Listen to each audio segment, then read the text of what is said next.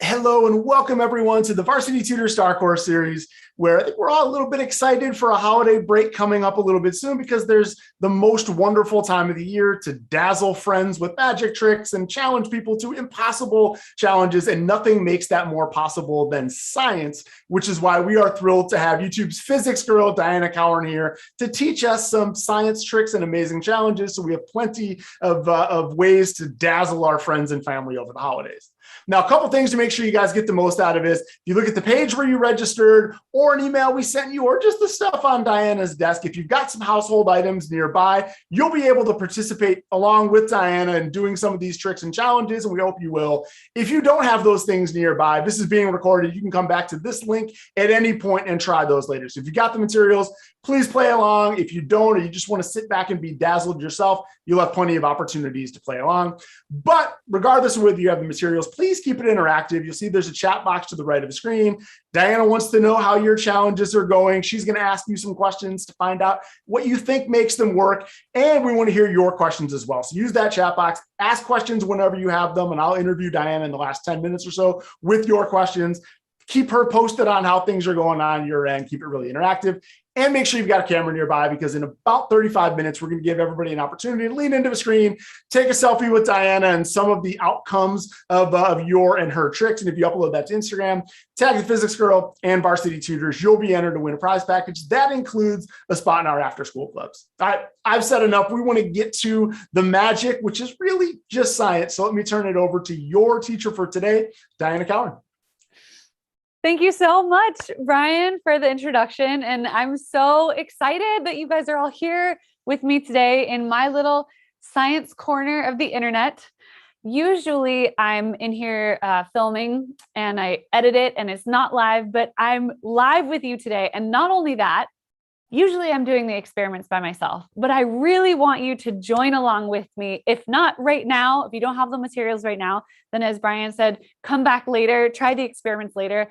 As we're doing these, I want you to think about who you're going to show them to, who you're going to try them on. We've got tricks and challenges, 7 amazing science experiments and demonstrations. We're going to work our way over this way until the finale over here, where we're going to fire a ping pong cannon in my office. I'm going to have to hold my ears because it gets very loud. And all these things are seemingly impossible challenges and magical things, but all have to do with science. So I'm so excited to get started. And I'm really, really excited for you to join along with me if you can today. Awesome. Okay, let's get started. First experiment over here is the paperclip drop. Have you ever been sitting in your room and you're looking across at the table and you're trying to use the force to move something with your mind and it just won't move? Like you want to make a paper fall, you want to make, the door close or something. Well, we're going to do something just like that. Today, we're going to make something sink to the bottom of this cup or bowl without even touching it. That's what we're going to do. Okay. The materials you need for this one are a paperclip. I've got a little variety here. A paperclip. I use sort of just a regular size paperclip, but you can try a really big one or a really small one. I never have. So try them out and let me know how it goes. And then you need a bowl or a cup. I prefer a bowl because it's a little shallower and I can show you a little bit better. And then you need some dish soap or liquid soap for later. And then this is optional, but I highly recommend if you have a tissue or paper towel or toilet paper, you really just need a small piece. This is going to come in handy a little bit later. So if you don't have that right now, I know it wasn't on the list, so run and get that, but it's optional. Okay, the instruction for this one, also you need some water, of course, because we have to float the paperclip. So go ahead and pour the water into your bowl if you haven't already, or your cup. All right, pour the water in. There we go. And now, have you ever seen anything metal float? Have you ever seen anything metal floating? You can go ahead and put that in the chat if you want, because I know there's the interactive chat right there. I'd love to see some of your answers as we go along. Have you ever seen anything metal floating? I'm sure you've seen a big boat or something like that, maybe a cruise ship or a big metal ship. But what about something that's not shaped like a boat? Have you ever seen a paperclip float? Because it's really, there's no boat shape here. All right, I'm going to try and make this paperclip float. This is step number 1. You're going to be very, very gentle, very careful, and gently place the paperclip on the surface of the water. And it's probably going to sink down because it's made of metal. Metal typically sinks. So, try it one more time. Try and get it really, really, really carefully exactly on the surface of the water. And let it down. It's not working for me. Is it working for you guys? Is anyone getting this to work? Some people are able to do this, and I've been able to do it before, where you can just really, really gently place the paperclip on the surface of the water. But this is my trick. I take that little piece of tissue and I rip a piece that's about the size of the paperclip. And then I put that first on the surface of the water, just like this. Okay, watch carefully, because I'm very soon after going to put the paperclip on top of that. Very soon after. Okay, paperclips on the surface of the water on top of this tissue. Now I'm very, very carefully going to pull the tissue out from underneath the paperclip, and it's going to stay floating. Isn't that cool? I just made metal float. And if any of you guys, I would love to hear if any of you are trying it at home and getting it to work. Okay, awesome. All right, now our metal paperclip is floating on the surface of the water, but that's not even the magical part of this. The magical part is that I'm going to get this paperclip to drop without even touching it. How do you think that I might do that? Maybe I could blow on it. Nope, still floating. Maybe I touch the water over here. Nope, still floating. What do? I actually want my paperclip to be a little bit further in the middle so you guys can really see what happens. Oh, come back. Okay. Some of you are guessing that you probably use the soap because we haven't used that yet. So I'm gonna put a little of that on my finger. And now I'm just going to touch the surface of the water. I'm going to do it over here, not even close to the paperclip. The paperclip's actually, it's floating this way. So I'm going to do it on this side so you can see that I'm not touching the paperclip. Ready? 3, 2, 1. And it drops right down to the bottom. I didn't even touch it. I didn't even touch the paperclip. And it drops right to the bottom. How did that happen? What do you guys think happened? What do you think happened at the beginning to make the paperclip float in water? And what do you think happened at the end to make it sink without even touching it? I want some answers over here. What happened? Okay, some of you are guessing that the paperclip was sticking to the water, and one person said surface tension. Beautiful. That's exactly what I was looking for. So the way that the paperclip stayed on the surface of the water was not because of buoyancy. Buoyancy is often what you hear about when you hear about boats and birds floating on the water. And if you're ever in a pool sort of bobbing up and down, it's because you have buoyancy.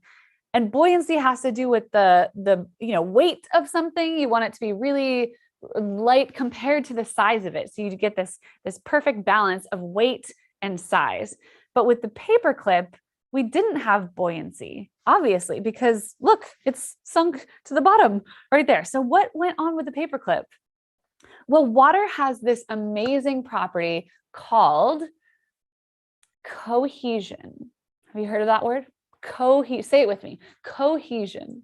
And cohesion is this stickiness to itself. It's that water likes to stick to itself. There's all these water molecules in here. They're like little water molecules hanging out in the water. They like to stick to themselves. And when they stick to themselves, they kind of form this tight net. But the thing is, at the very top, the very surface of the water, there's no water above those water molecules. There's only water below and to the sides all around. So that stickiness holds the water molecules on the top really tightly to the side neighbors and the neighbors below and forms this really nice tight net at the surface of the water. And we call that surface tension. And that's what the paperclip was sitting on. I hope it sounds like some of you got it to work. Some of you couldn't quite get it. So if the paperclip is really, really flat, like this, make sure that there's no little pieces kind of sticking up. That's going to help you get it floating or sitting on. It's more sitting than floating. And then what happened when I put the soap down? I saw some answers there too, that the soap added some weight. Interesting. I like that idea, that the soap changed the balance. Interesting. Soap broke the surface tension. Someone said that. So upset the equilibrium. These are really, really interesting answers. Awesome. I'm so glad you guys are trying this out and answering. So what really happened was that the soap, this is a whole chemistry thing going on in soap, but soap actually spreads across the surface. You couldn't see it, but it was doing that. That's why when I put my finger over here, it was able to travel over all the way to the paperclip. And soap has a lower surface tension. So it's like a weaker net. And it's not strong enough to hold up the paperclip anymore. So it's like the net comes and replaces the net of the water surface tension, and it's not strong enough. The paperclip breaks through and it falls right down. Isn't that cool? I love it. I want to know if it worked for you guys. I want to know if who you're gonna try this on, who you're gonna show it to. When I first saw this, I ran around the dorm where I was living in college and I showed everyone I was living with because this is so cool and so fun. Awesome. Okay. You have just mastered the seas. You've mastered the telekinesis of the seas. You've made things move with your mind, but really it was with science and surface tension. But we're going to move on to land. Okay, so for this experiment, this one's called the Vortex cannon, the Vortex cannon. And this one I'm going to move a little bit faster through because I don't think you have the materials yet for this one, but I really would love for you to try this one at home later. And you'll need some adult supervision because it's a little bit tricky to do parts of this one. You're going to have to do a little building. So step number one on this one, the point of this cannon is actually, so we just made something move in the water. We're going to make things move now on land. So we mastered the seas. We're going to master the land and make things move without touching them. Okay, so for this one, you will take your scissors. I'm not going to do it right now because it took me a little while, but you're going to cut a hole in the bottom of your cup. Can you see that okay, Levi? I've got Levi here in the studio.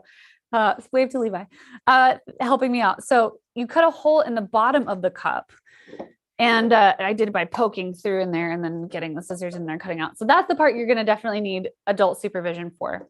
So you cut a little hole in the bottom of your cup, and now you'll take the scissors and you'll cut this balloon. So obviously the materials you're going to need for this, I forgot to tell you at the beginning, but you're going to need scissors, a rubber band, a cup. It can be a plastic cup or it can be a paper cup, anything that you can cut a hole in the bottom of. So probably not a glass cup. You get the idea. So I'm going to cut now. Oh, and then obviously you'll need a balloon. I'm going to cut the balloon about halfway down. So I still want a lot of this bottom bulbous part of the balloon, just like that. And it's better to cut off less first than more because you can always cut more later. So now I'm going to take the bulbous part and let's throw this part away. I'm going to take the bulbous part and I'm going to cover the top of my cup, the opening. Okay, so stretch it out like this. And I'm going to stretch it out. It's kind of amazing. It's able to cover this whole cup, but stretch it out over the cup like that. And it's so stretchy. It should actually stay. You might not even need the rubber band, but you can put the rubber band on if you want for extra security and safety, because you now have, well, not this one because it doesn't have the hole. You now have a Vortex cannon, a little cup cannon that you just made. So cool. What am I going to do with this? What does it do? Well, we've got this little, it's like a membrane. It was like a drum. Can you hear that? It's like a little drum. But what we really want to do with it is we want to push air out of it. Can you see my hair moving? Awesome. So I made a little cannon. Now, I've got a lot of trash here on this table. And Levi doesn't like it when the studio's messy because this is his studio. Well, it's actually mine, but you know, we share it. He doesn't like when it's messy. So he asked me to clean up this trash. And you know, maybe your parent comes in and they want you to clean up your desk, but you don't want to get up. You want to use your magical, but really scientific powers and clean all that trash up. So you can now aim with your cup. You just pull back that little membrane and aim it at the trash and blow it right off the table. Woo! All the way from back here. I can perfectly aim. And blow 5, 6. My aim is getting worse. 7, 8, 9, 10, 11 pieces of trash off the table. Beautiful, beautiful. But what if you want to knock something over that's a little bigger than the pieces of trash? what if I want to knock over the entire cannon with another cannon?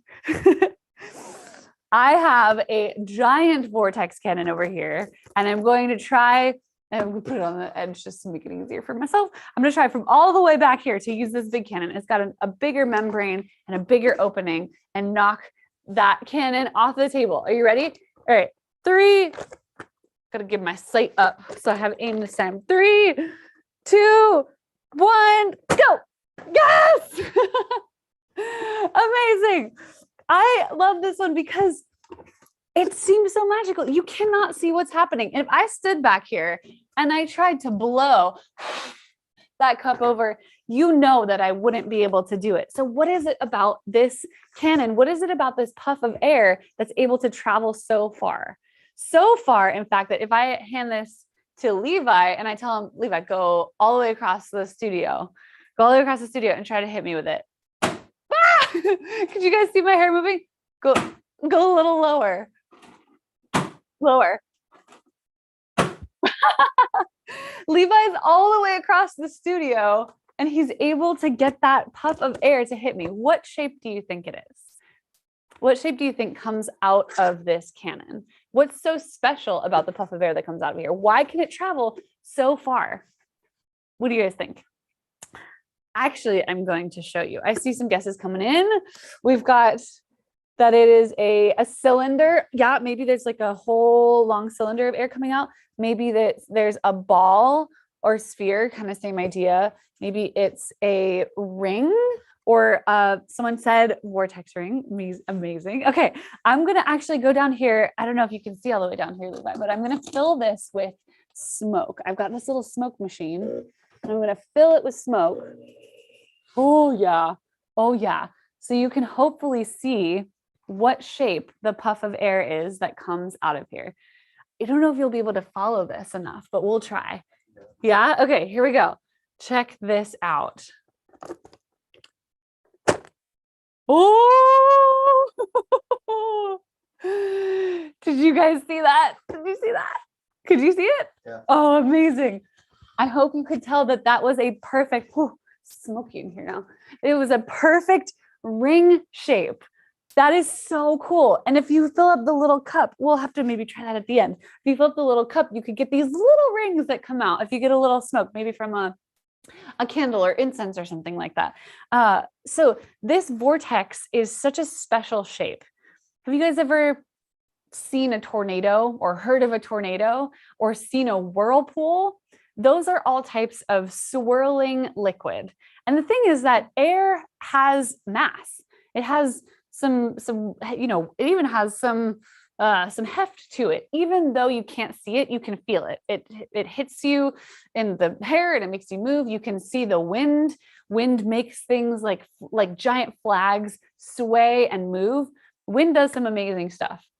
And that's what happens with this vortex. It is this spinning, swirling vortex of air, but it's not a vortex in a line like a tornado. It's wrapped in a circle.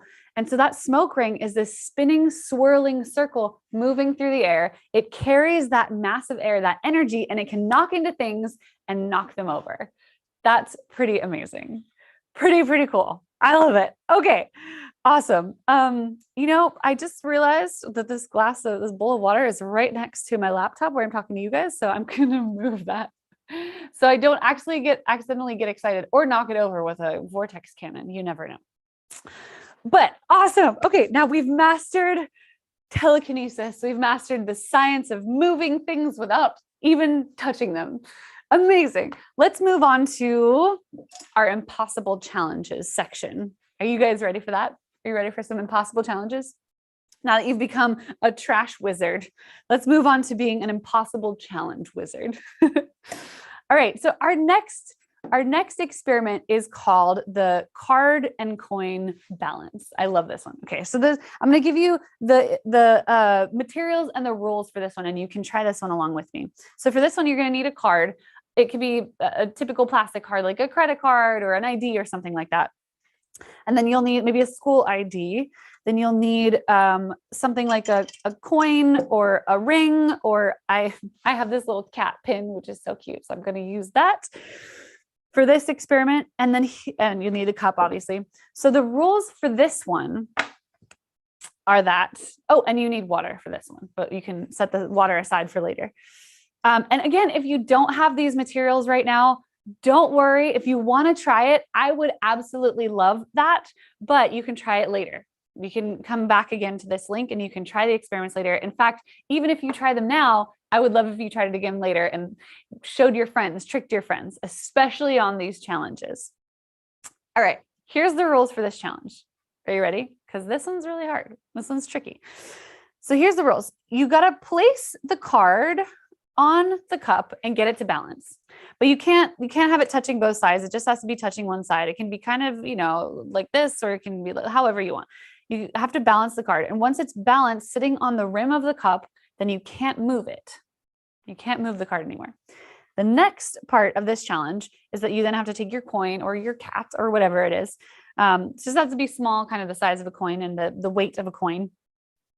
Now place that on the card here, and it has to be outside of the rim of this glass. So it can't be over here. It can't be right in the center. It has to be outside, and you can't move the card, but you have to get this to balance. But it just falls. So how is this possible? How could you possibly do this? Nope. No matter what I do. I mean, if I could use my finger and get it perfectly balanced over here so that it's the right distance, then yeah, that would work. But that's against the rules. You have to do it where you place the card first and you don't touch it after that, and then you try to balance it. It seems impossible. Seemingly impossible challenge. How do you do it? What do you guys think? Someone said this is impossible. Maybe I had the wrong kind of card. Okay, interesting. Yeah, it should work with, if it's a plastic card, it should work. I don't have any special kind of card. It has tape on it because I covered my, ID number. But that's all. Would a lighter coin work? A lighter coin might actually work. So maybe I could get this paperclip to balance over here. Oh, there you go. So paperclip did work, but I want a hefty coin. I want you to use like a quarter or a silver dollar or something. Like really, I'm going to get this heavy pin to balance. So I really want you to use a heavier coin. When do we use the water? Some smart little student in there. All right, here's the solution to the challenge. I'm going to place my card and I'm going to get it perfectly balanced. And then I'm going to pour the water. I'm using a spout because it's easier for me to not spill. Pour the water into the cup. And this is the tricky part of the challenge. This is where you get creative and people will groan and say, oh, you didn't say we could use water, but you didn't tell them they couldn't. All right, I'm going to pour the water all the way up until it's just barely touching the card. And that's key. I want it to touch the card just so. Oh, there we go. I just saw it dip down and the card touched the card. Pour a little bit more, a little bit more, a little bit more. Beautiful. All right. Now when I try to place my cat, I hope this works for you guys. Watch what happens. Oh my gosh, it worked. The first time I tried this, it actually didn't work. So I'm so happy it worked for you guys. Isn't that amazing? You can see the cat is all the way on the side of the card. And in fact, if you get really, really close, you can see that the card is pulling the water up. This is amazing. So what is going on? How does this work? What do you guys think is going on? I want you to answer that in the chat. So go ahead and tell me what you think is happening. And if it worked for you guys. I've got water changed the balance. Interesting. So you think maybe there's a different balance here now. We've got, I was more careful to not spill water. I was careful to not spill water. That's a good guess, actually. But even if I were really careful, I've tried very, very many times carefully to put the coin in, it didn't work. Water added gravity. Interesting guesses. Water. I think I saw a couple of you write that something about the water being sticky. Oh, I did look at that. I spilled the water anyways, after all of that, being careful. Some of you wrote that you thought the water was sticky and it was sticking to the card. And that is exactly right. So what's going on here is that, oh my gosh, look at this giant. I forgot that I was going to have water everywhere and it's filled to the brim. What's happening here is that the water is sticking to the card. It really is. Scientists would use a word called adhesion. So we already talked about cohesion, like together, cohesion of water molecules. But now we've got this other word called adhesion. And you've maybe heard of an adhesive or a glue or a tape, which means it's sticky.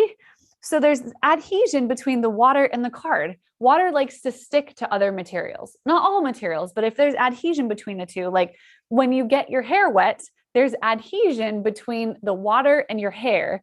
And then there's adhesion between that water and other pieces of hair. So the water all clumps together and your hair sticks together and it doesn't break apart into pieces like this. So in that case, when your hair is wet, the water is acting like a glue. It's acting like an adhesive. And the same is true here. It's acting like an adhesive and it's holding onto the card and it's able to balance out the gravity pulling down the card on this side by pulling the card back down on the other side. Pretty amazing. But fortunately, water doesn't dry like glue when it's in your hair. Otherwise, taking a shower would be tricky.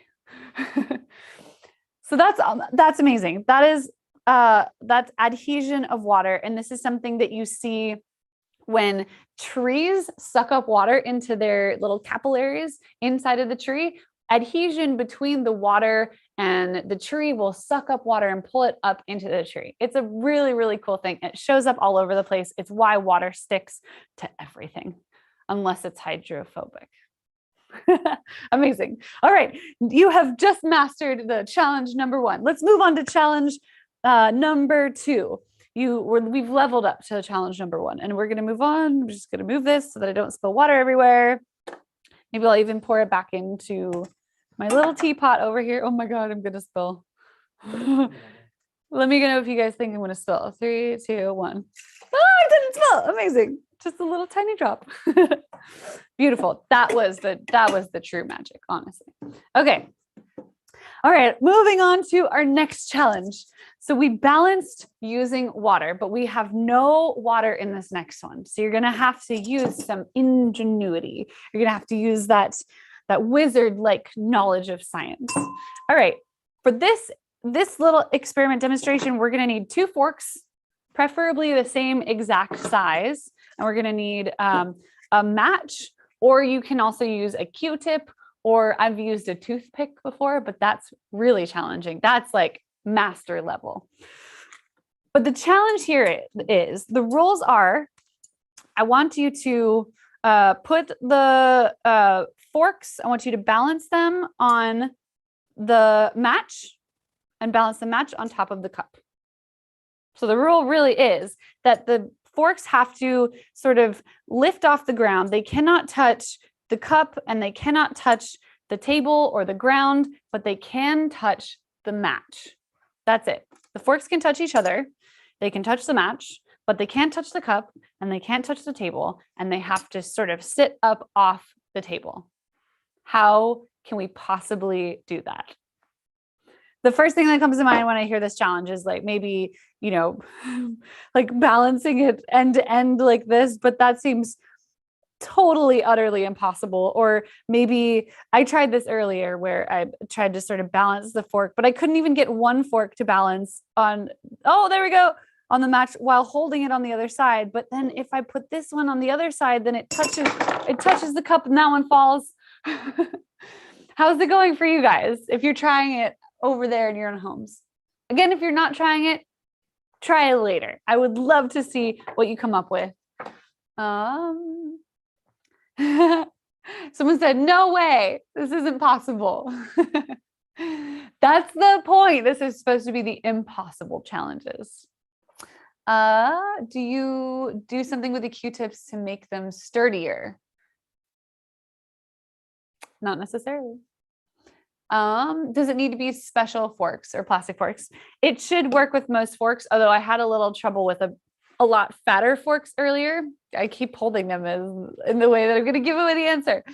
Does it matter if the glass has water? It should not matter if the glass has water. In fact, mine does not have any water. All right. I don't know if anyone has found a way to do this yet, but this one has a really, really tricky answer. I mean, honestly, this one's a lot harder to even do than the other one. So hopefully I can get it to work for you guys. I got it earlier today, but if I don't, then you guys are forgiven for not being able to get it either. But I'm sure some of you have already figured it out. All right, what you have to do with this one is you actually put the forks together. So you have to interlock them like this, and then you want to really push them together. Push them together so that they're stuck and they're not really moving up and down, because sometimes you'll push them together and they'll move like that. You really want them to be solidly in there, interlocked together. And then you take your Q-tip or your match or your toothpick or whatever you're using, and you want to take that, and this is the trickiest part. You want to get this sort of, I'm going to stick it into the little hole of one of the forks, and then I want it to be stuck, in there. And then, can you see that okay? You want to be stuck in there, and then I want it to stick through the other side of the other fork so that, I'm probably blocking this with my hand. You know what? I'm going to try on the other side. Here we go. Okay. I'm going through this side, and I'm going to push all the way through until it gets to the other fork, until it's resting, really resting in there. This is why this one's so tricky, because you really have to wedge the match in there, or your toothpick or whatever you're using in there. I can't get this to stick in. This is not working out for me. Okay.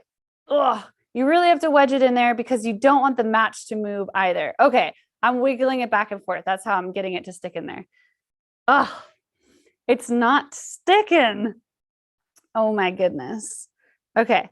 Really, at this point, my friends are disappointed. They're not impressed. They're just disappointed. Let's see if I can go from the other direction, because what I'm running into, the trouble I'm having right now is that I'm sticking it through, but then it's able to wiggle back and forth. And I don't want that. I want the match to be so stuck in there that it can't wiggle. So I really want to wedge it. That's the trick. I want to wedge my match in there. Okay. I think I might have almost gotten it. All right. Match is about wedged. Okay. Hopefully that works, you guys. All right. Match is wedged. Now I can take my wedged match and I can balance that on the edge of the cup. Balance my match tip on the edge of the cup. Oh my goodness. Oh my goodness. You guys, I hope you're having a lot more luck than I am, because this one is so tricky. Let me try a different angle. I was on the edge hole of the forks, but I'm gonna try. You know what? I'm gonna try a different match. That one's a little bit bendy, so let's try a different one.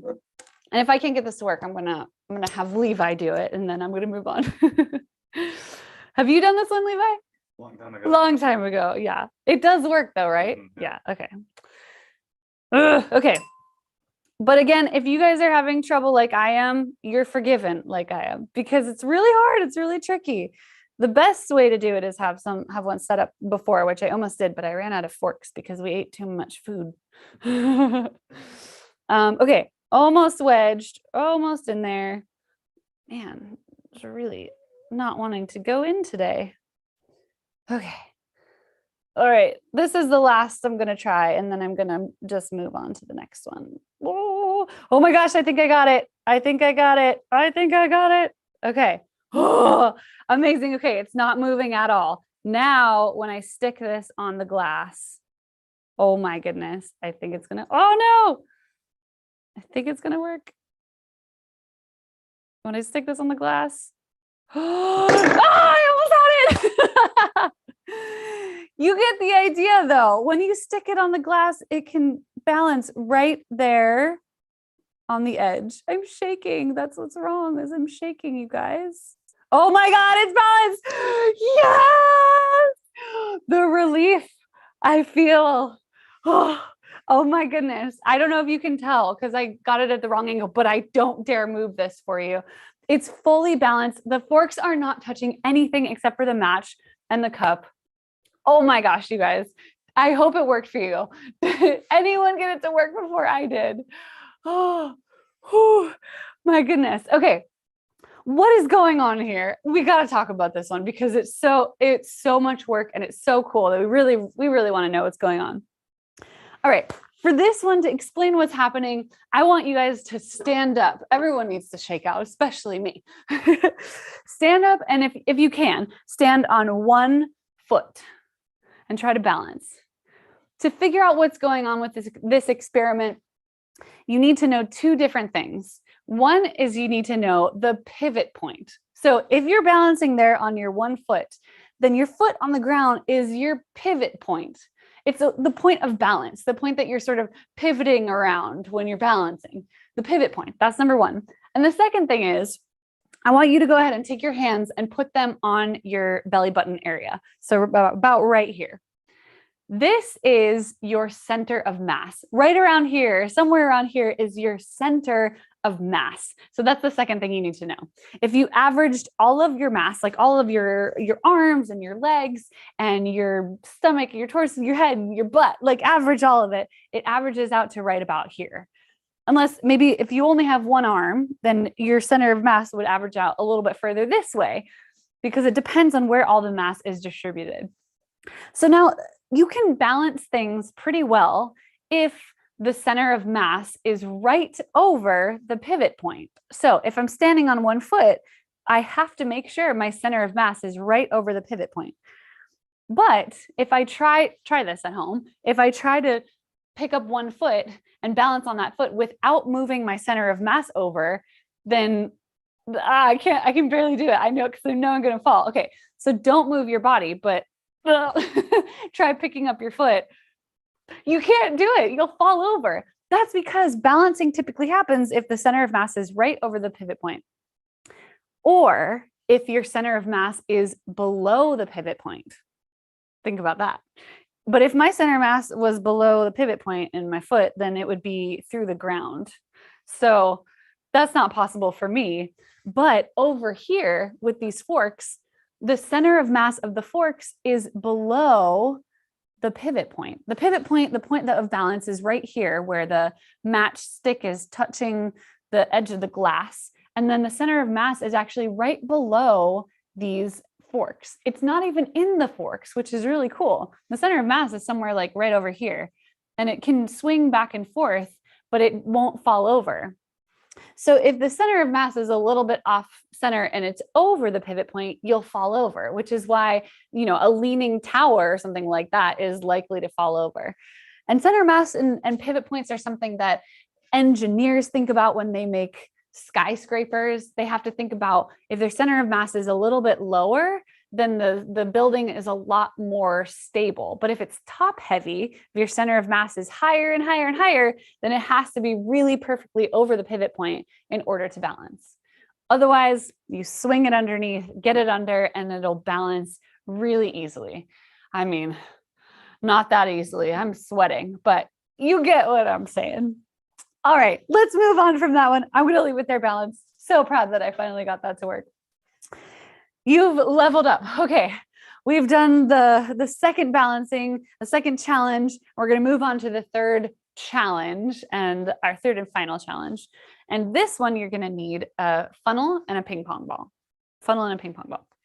Okay, so for this one, the challenge is, and the funnel just has to be big enough that the ping pong ball can fit inside. So you'll place the ping pong ball inside. It's a normal funnel. There's nothing else inside of it. Place the funnel or place the ping pong ball in there. And then the challenge is to blow the ping pong ball out, keeping the funnel upright like this. Ready? Okay. Here I go. Nothing. Not even a little bit. Okay, one more time.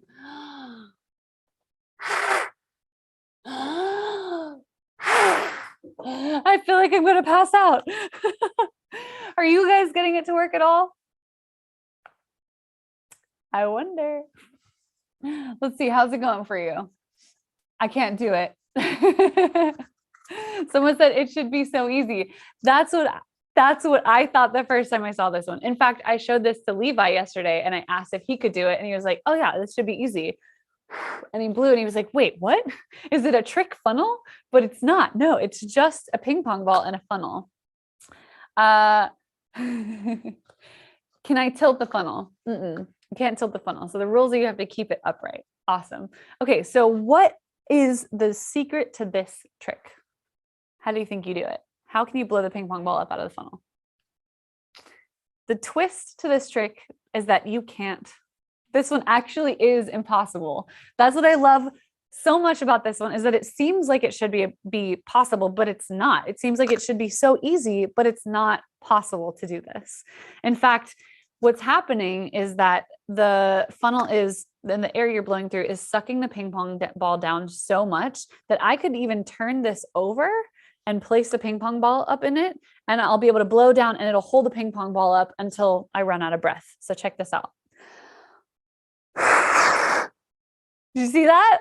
So you can, in fact, get the funnel to hold the ping pong ball up against gravity when it's upside down. That's how much it's actually sucking the ping pong ball down when you try to blow the ping pong ball up out of the funnel. This is amazing. What is going on here? Have you guys ever driven by a big truck? Have you ever driven by like a big semi truck or something like that? Or maybe if you don't have your license yet, one day if you get your license, then remember this experiment. Remember that when you drive by a big truck, maybe ask your parent next time they're driving, whoever, an adult next time they're driving you somewhere, if they experience driving by a big truck and feeling pulled toward the truck. It's a really weird feeling, but it happens. You're driving along, truck goes by, or you pass a truck and you feel like you get pulled toward the side. What happens there is the same thing happening here, which is that the air going up through your breath, going up through the funnel, passes between the side of the funnel and the ping pong ball. And when that happens, it goes from this sort of wide open hole into a really tiny space, just like when you pass a truck. The air between you and the truck gets forced between the two of you. And when air is forced through a really small space, it goes faster, and due to Bernoulli's principle, which I'm sure some of you wrote in there, the pressure drops. And when a pressure drops, it's kind of like a suck. Like a high pressure is a push and a low pressure is a suck.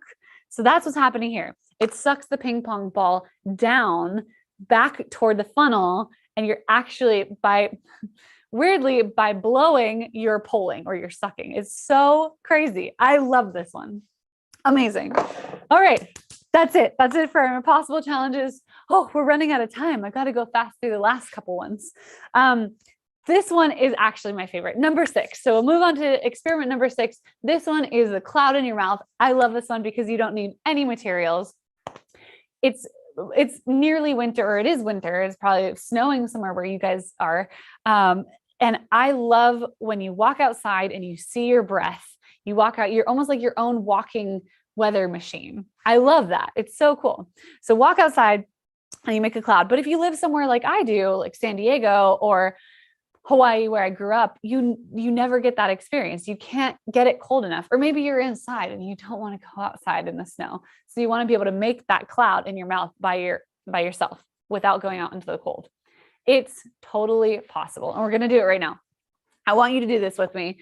So the trick to this is actually also very tricky. So if you don't get it right now, I've seen a lot of people get it on the second, third, fourth try, or go home and practice it and then they get it. But it's a really, really tricky one. So to do this one, you click your tongue on the roof of your mouth like this, kind of like you're tisking someone. But you do that when your mouth is full of air like this. And you click really hard, click the tongue really hard. And then the next thing that you do is you try to pressurize or blow the air out of your mouth, but you don't open your mouth. You keep your hands on it. So it'll look like this. So you blow really hard into your mouth. Now you string all those steps together, but I can't walk you through them because I have to keep my mouth closed. So you'll click your tongue with air in it, and then you pressurize. And then the third step is really important. You don't blow out. You just open your mouth. You open your mouth and you sort of let the cloud out. Because if you blow too hard, you won't be able to see it. And Levi, you'll have to make sure that I'm against the black background so you guys can see me really good. Okay, ready? Try it with me. So you'll click your tongue.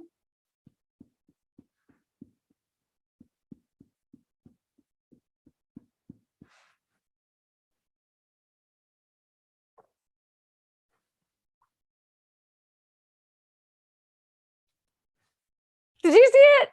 Could you guys see it? You saw it, Levi? Yeah, awesome. Amazing. Oh, yay. It worked. I really hope it worked for you guys. We've got to move on to the next experiment. But basically what you're doing there is you're making an actual cloud. You're taking vapor in your mouth. You're making it hit the colder air outside of your mouth, just like when you go outside with that winter weather. It hits the cold air. It turns into little water droplets, condenses. And even though you can't see the individual water droplets, together you can see them as a cloud. And now we've got to move on to the finale. This is the part I'm so excited for, also nervous for, because this one always scares me. So come on over here. Okay. Yeah, well, what's that? Just they'll be down for 20 seconds. Okay, cool. Yeah, we'll need just 1 second to sort of switch this over.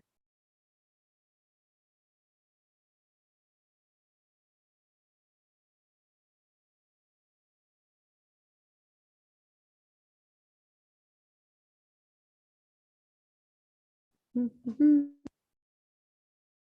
you probably hear me on a different microphone, but okay. All right, we're back. All right, okay, we're gonna go on over here. Okay, so what this cannon is over here is that I've got this tube. It's just like a PVC pipe, and I've got a ping pong ball in here. Oh, while we're talking, Levi, I'm gonna have you put these earplugs in, and I'm going to start putting mine in. And here's your safety goggles. We're really going to need all the safety stuff for this one. So we've got a tube in here. Already I've put a ping pong ball inside the tube. So it's on this end. And then on the ends here, I have this stuff called Mylar. You may have seen this Mylar stuff as like a heat blanket. So the Mylar is really, really strong, but it punctures really easily. So I'm going to take the scissors and I'm going to puncture it on this side near the ping pong ball. But first, I'm actually going to suck all of the air out of the tube.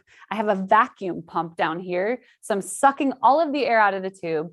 It's going to make this vacuum in here. So then when I puncture this, air is going to rush in on this side and push the ping pong ball down. And then over here, we've got the poor toast pillow, but we also have a can right there. We're going to see what happens to the can when a ping pong ball cannon hits it. It's just the pressure of the air like we did with the last experiment. In fact, there's a little cloud that shows up over here. You won't be able to see it, but it's pretty cool when it happens.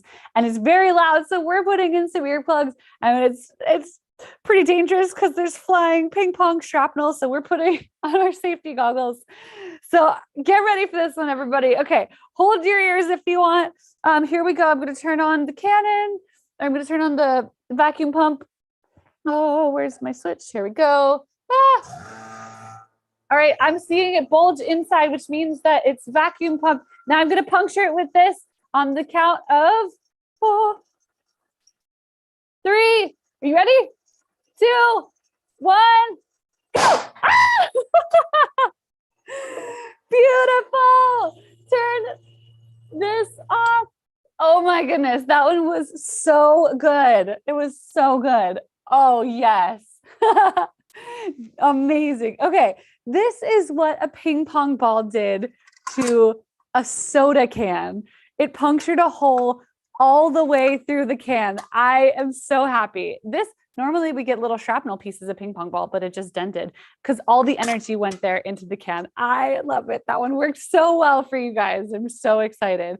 That is the power of the atmosphere, power of things you can't see. And that is magic, but really science. And with that, I'm tired. There's a lot of science, you guys. I hope you enjoyed, and I hope you got to join along with a bunch of those. Obviously, don't try that one at home.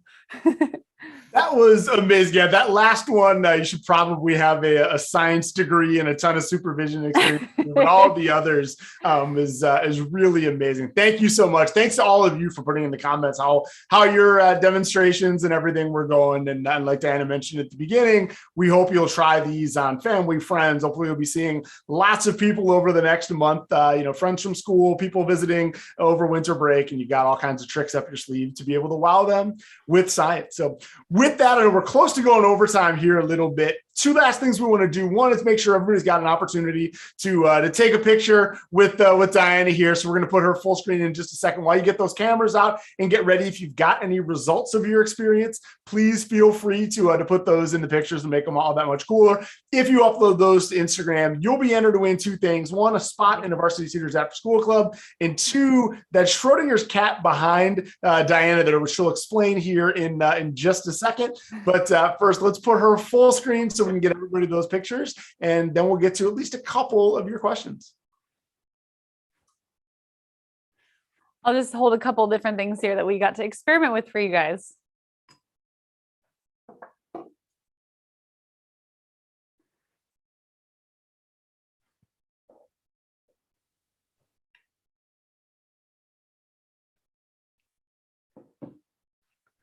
Awesome. Hopefully everybody got great pictures. We'll put Diana full screen when she's answering a couple questions here for us on the way out. You guys know that she smiles a lot when she talks about science. So you'll get, if you didn't get the perfect picture, we'll make sure you got a couple of opportunities here. And Diana, well played going through the forks, especially that like perseverance isn't just a Mars rover name. It's a great trait. Thank you for showing us that.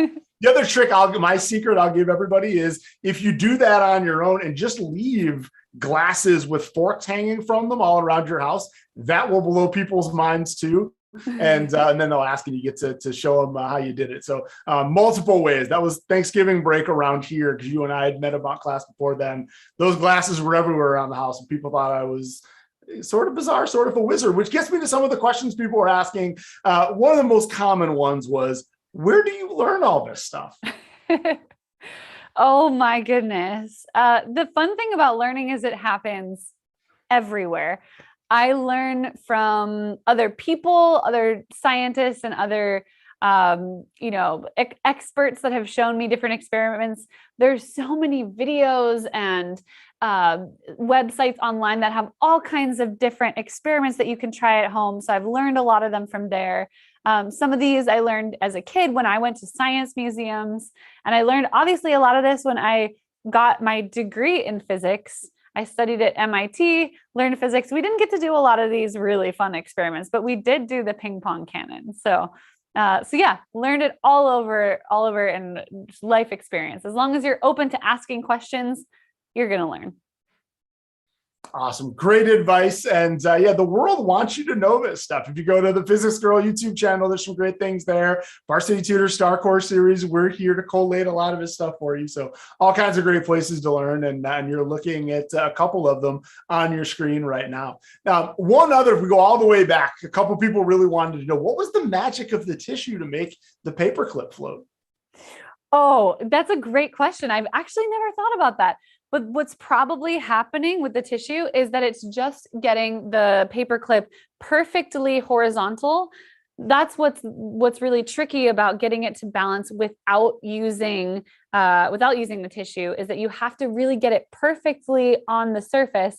But I could tell I was trying to use my fingernails, and every time I did, I would get one part below the surface and I would break through the surface, and therefore I broke that net of surface tension. But if you put the tissue, it allows you to get it perfectly flat, and then it'll stay on that net while you pull the tissue out and away. That's a great question. Never thought about that.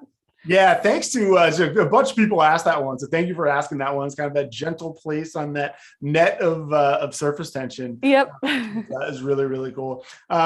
So one more we got to get to because it's part of the prize package. Again, if you guys get those Instagram photos up, tag Varsity Tutors and the Physics Girl. We'll have those official handles up in just a second. Prize package includes an after school club with Varsity Tutors where you can learn lots of experiments like this. And that stuffed Schrodinger's cat, which I know you're about to announce officially or soon. You and I both know it's cool. Can you tell everybody why it's cool? Well, obviously it's alive on one side and it's dead on the other side, but it's a cute dead. And this is a little our version of Schrodinger's cat, which was a thought experiment from the realm of quantum mechanics, which is a type of physics that you get to if you are lucky in high school. And often if you go on and to study in physics in college, you'll learn quantum mechanics, which is the physics of the very, very, very small things. We're talking atoms and electrons, things that make up your molecules and everything in your body. And how the quantum world works is very different from how the regular world works. So Schrodinger devised this little experiment to show, like, this is weird. How can you be dead and alive at the same time? And we made a fun little cute cat to represent Schrodinger's cat. Awesome. Very cool. It's where physics meets philosophy, all those things meet stuffed animals. So it's cute. It's intellectual. It's all those things all at once. So perfect for your prize package. So again, get those pictures up on Instagram. I know we're a little bit over time, so maybe we end on one high note here. A lot of people wanted to know what inspired you to study science. Right now, you're inspiring us. But how did you get so into science, and what's your advice for people who enjoyed today's class and would love to see more of it? I hope that you're inspired by some of these experiments here today, because what inspired me was people who thought science was cool, people who wanted to share it with other people, teachers and parents and friends who encouraged me to ask questions, to do experiments like this, who showed me experiments like this, and then I could try them for myself. But, someone had to show me all of these for the first time in my life, and my mind was blown when I saw them. And so I hope that you pass that on to your friends, to your family. You show them some of the experiments that you did today, or maybe you didn't get to do them, but you might do them later. I hope, because that's the best way to pass on and to share that curiosity for the world. Well, thank you for sharing it with us. I love that kind of ending on the note. Science is shareable. Make sure you go out. The whole goal of this class is for you guys to go and, challenge friends and relatives to do those challenges, show off the tricks you learned, remember some of the science behind it, because science is what makes all these really cool things work, and get out there and do it. The one thing I love that you kind of demonstrated here, science isn't necessarily about just reading a textbook. It's about getting your hands dirty, experimenting, seeing what can make certain things work, and then paying attention to the why behind them. And that's how we solve all kinds of really cool problems. So exactly. Huge thanks, man. This was so much fun. Thanks to all of you the chat was rocking tonight with all kinds of reports on how you guys were doing. We can't wait to see the pictures and everything too. Come back if you get the supplies or get new supplies and want to try again. And on the way out, I'll show you guys all the handles to tag for the prize package. But huge thanks to everyone, and we look forward to seeing everybody back here soon.